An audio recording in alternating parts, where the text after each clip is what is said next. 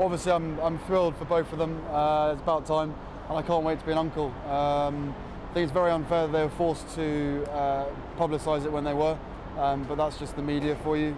And yeah, I mean, I literally am very, very happy for them. But I just only hope that she and him, but mainly Catherine, maybe hopefully that she gets the necessary protection to allow her as a mother to be to enjoy the privacy that comes with, and yeah, I seriously hope that's going to be able to happen. I had a chat to them. I didn't send a letter of congratulations like most of the papers. How any of the papers think that they know the relationship between myself and my sister-in-law is quite remarkable, but they're wrong as always. Yeah, I spoke to my brother and her, and both very well and both very happy. Obviously, I don't think you can ever be urged to settle down. If you find the right person and everything feels right, then it takes time. Especially for myself and my brother, you ain't ever going to find someone who's going to jump into the position that it would hold. Simple as that.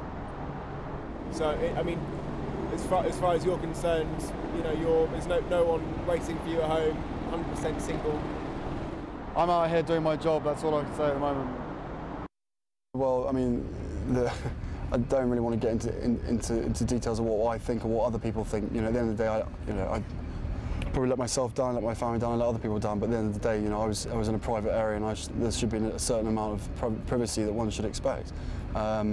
You know, back home, everyone, all my close friends, you know, rallied around me and were great. It was probably a classic example of me probably being too much army and not enough Prince. Is a simple case of that.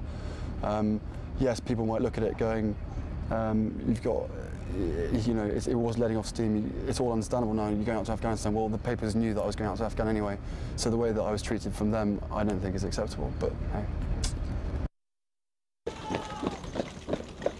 The most amazing thing, I suppose, is being in the tent 1 minute playing PlayStation, thrashing the guys at FIFA, and then running out here, jumping in the cab, and the only time you know where you're going to be or what you're going to be doing is when the information comes on the radio. And even then, sometimes, no names mentioned, you still don't know what's going on.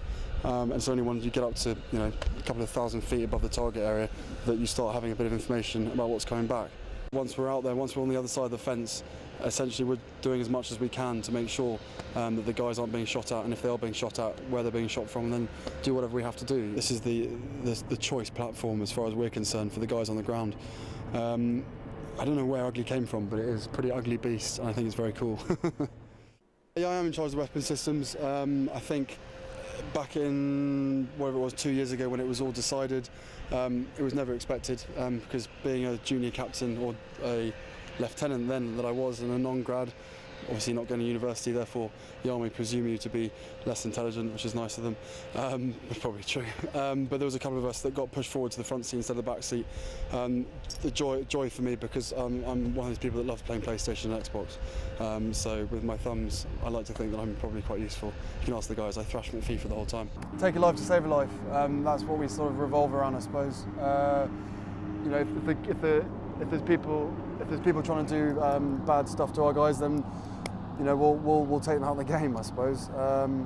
It's not the reason I decided to do this job. The reason I did this job was to get back out here and carry on with a job.